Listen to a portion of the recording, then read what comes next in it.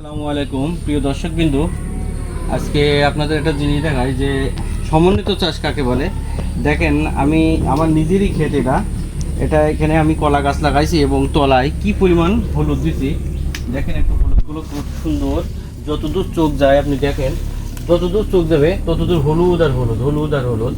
আর এই কলা গাছগুলোও যে কলা গাছের ভিতরে হবে না কিছু এরকম কোনো সমস্যা নাই। দেখেন কলা গাছগুলোও কত সুন্দর সুস্থ সবল এবং মোটা মোটা। এই দেখেন এটা ধরেন, এখানে দেখেন, এই দেখেন এগুলোও কি সুন্দর সুন্দর মোটা মোটা কলা গাছ।